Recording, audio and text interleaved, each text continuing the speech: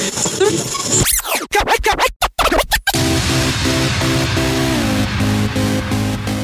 are now listening to RJV TV. RJV TV. RJV TV. Sports, music, film, entertainment, fashion, gaming, technology, and even politics. Yeah, we'll talk about it. You are now watching RJV TV on Octagono.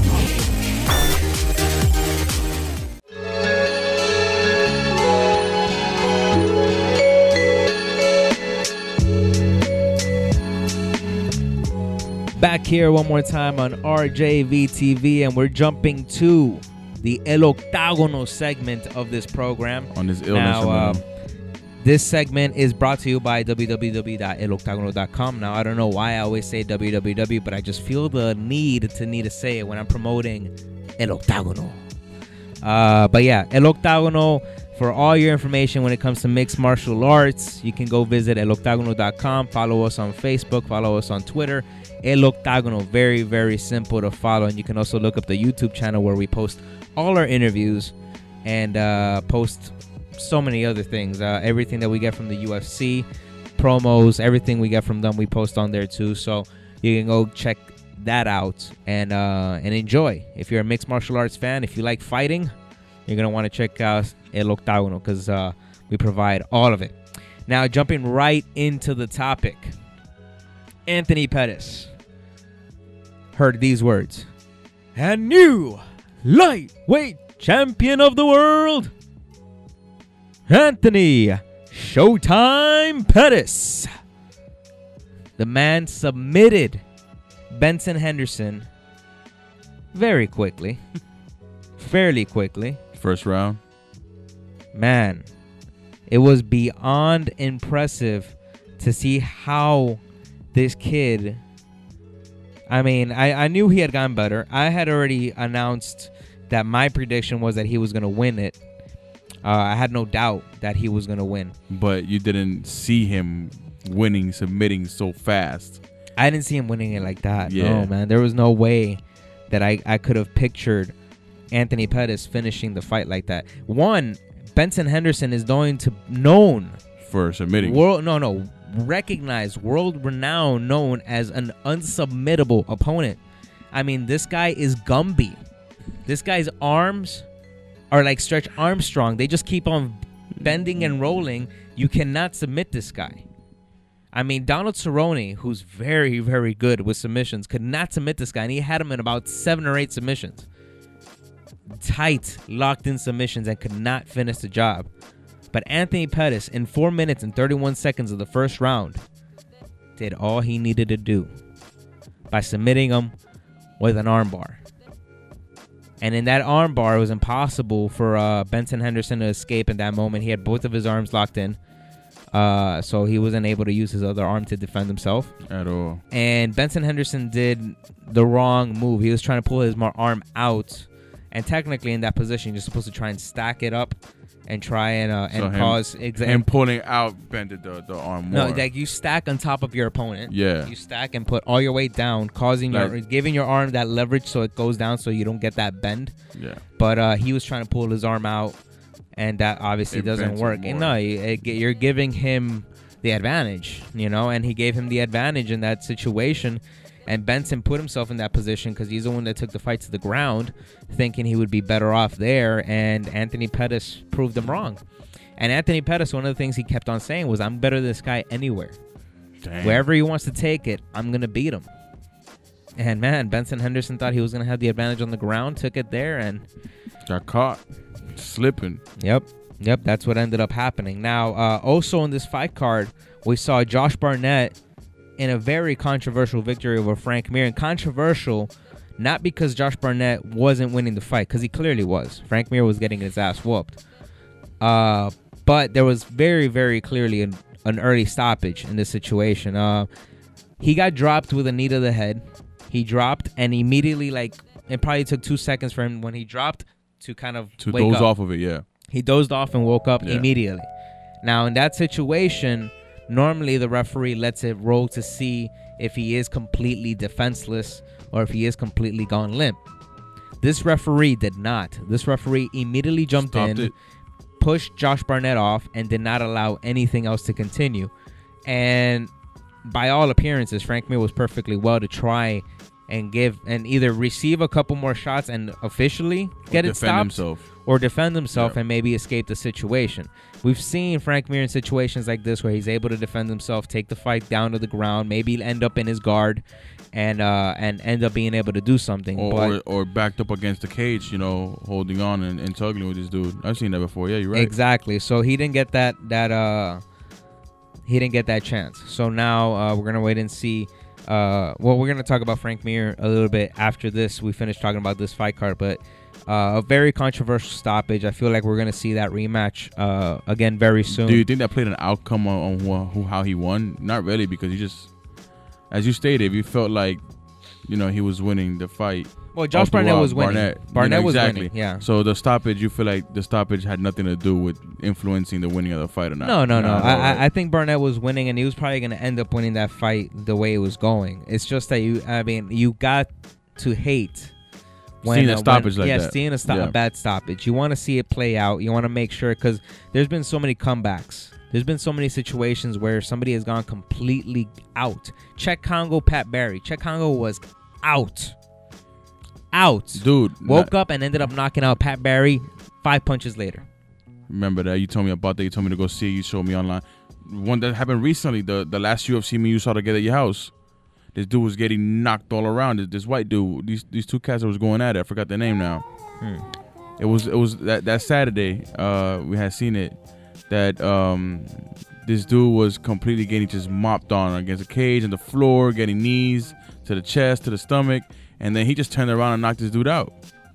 I'm trying to remember what fight card that was. That was the most recent fight card besides Wednesday.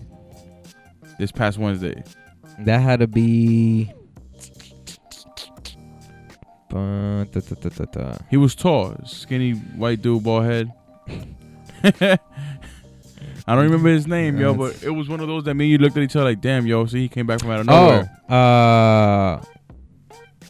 The Travis Brown and Overeem. Yes, the Overeem. Travis Brown and Overeem. Overeem looked very clean. He was dominating the whole thing, and then Travis Brown. Well, yeah, that's probably why I wouldn't have recognized it, because Travis Brown, I know him as not being a white boy. I know him as a Hawaiian.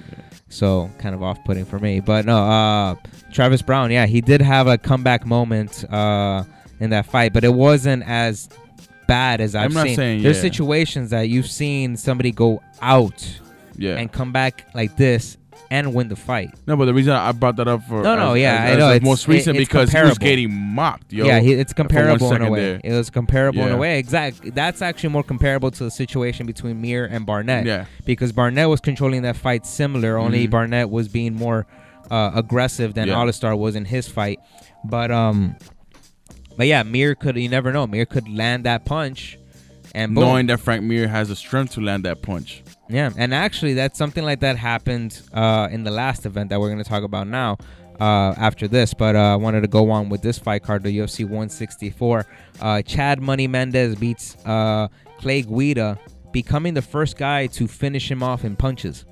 Clay Guida has never been finished by TKO or KO, and Chad Mendez became the first guy to do it in Clay Guida's career. Wow. And man, that kid has power. Puts himself, defends his position, his ranking in the division. Defends himself as being a title contender in the featherweight division, even though he's fought for that title and lost it, but showed that he deserves another chance at it. So we're probably gonna be looking into seeing Chad Mendez in that title picture very, very soon. Also, Ben Rothwell versus Brandon Vera. Brandon Vera moving up to the heavyweight division. Looked good for the division, but did not really show it. Now, he did continue his Muay Thai style, did include a lot of his attacks that we all know from Brandon Vera. But Ben Rothwell was very well at defending himself, protected himself very well. And then in the third round, it looked like this guy got shot with adrenaline. Because he suddenly, out of nowhere, you see him start going. he gets so animated, so into it, and all of a sudden he explodes into this barrage of attacks. and ends up TKOing Brandon Vera. Ben Rothwell, I did not believe this guy was going to win the fight. I did not believe that this guy was going to have this in him. I've seen Ben Rothwell. I respect him as a fighter. He's a good fighter. I just didn't think that he was at the caliber for Brandon Vera. And, man, he surprised the hell out of me. Something triggered in his head, yo. Something had to be triggered. Well, he was home. It was his hometown, too. Yeah. So that helps. But, man, it was insane. Like, if I show you that replay, it's insane because he suddenly starts like shaking his hands and he starts like trying to get. He caught the ghost at church. He feeds himself some crazy amount of adrenaline that just bursts into this almost like a Dragon Ball Z thing, like where he Super raises Saiyan, up his energy and suddenly explodes it all.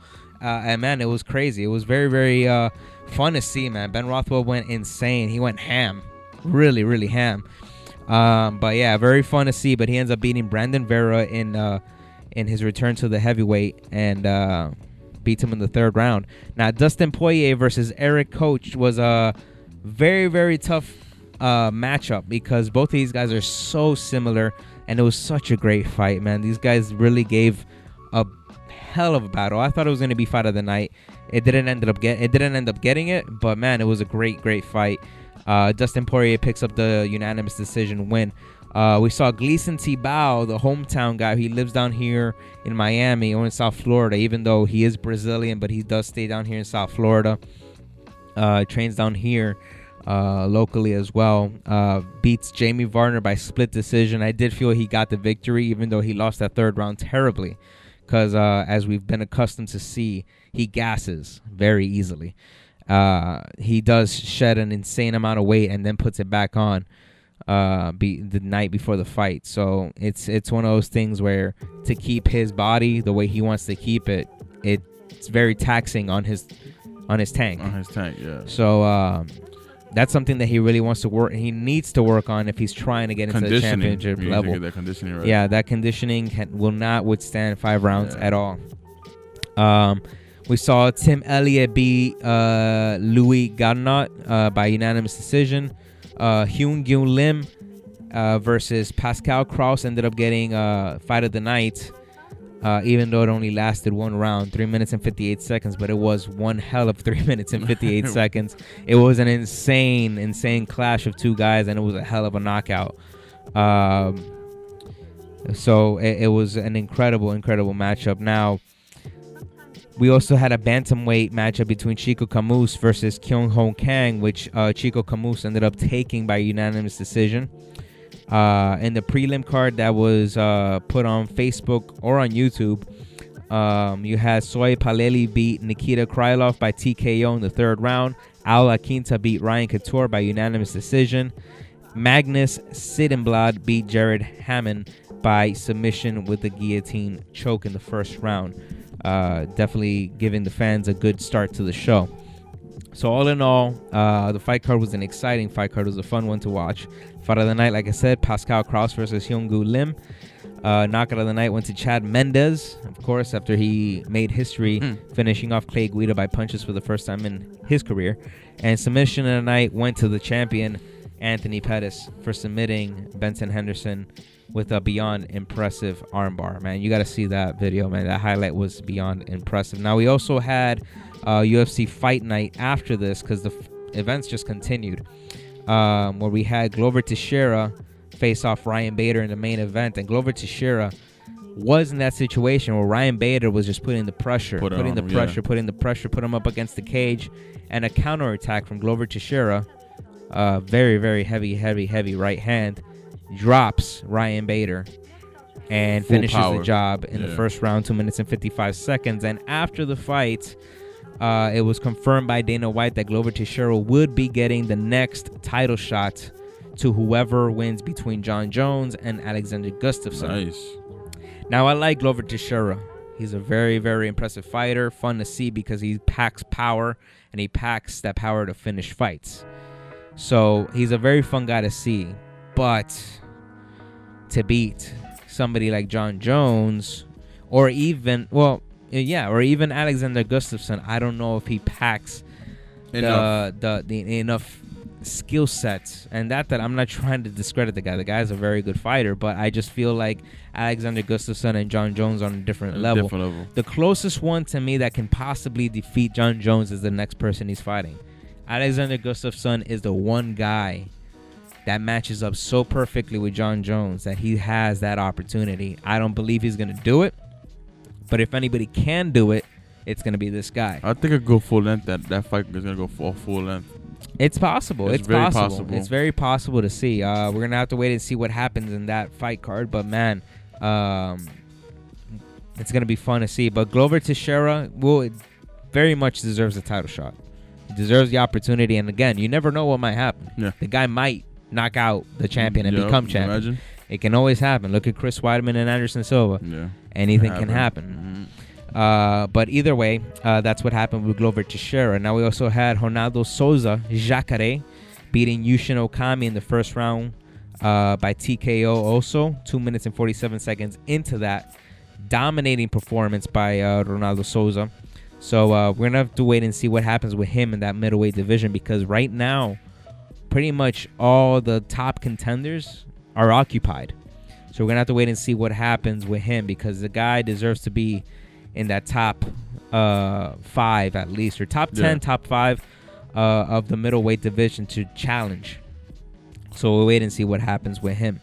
In the flyweight division, we had Joseph Benavidez finishing Jussier Formiga very easily. TKO that started with a knee to the body, a brutal knee to the body that ended with punches and ended in 3 minutes. Actually, no, it started with the punches, led to a knee to the body, then finished off with punches. 3 minutes and 7 seconds into that first round. It was a beautiful work by Joseph Benavidez. Patient work by Benavidez. We also saw a great, this was beautiful. Piotr Hallman beats Francisco Trinaldo by submission of Kimura. This guy was getting destroyed in the first round. Dominated, controlled in every single possible way. And this fight card took place in Brazil. Nice. Francisco Trinaldo is Brazilian, so he was getting amped up by the crowd in that first round. Suddenly the second round comes in, and he is nowhere to be found. Piotr, let me pronounce that right, because I'm saying Piotr and the T is after the O. Piotr really just showed an insane amount of talent and heart and effort, because he came back in that second round like a brand new man.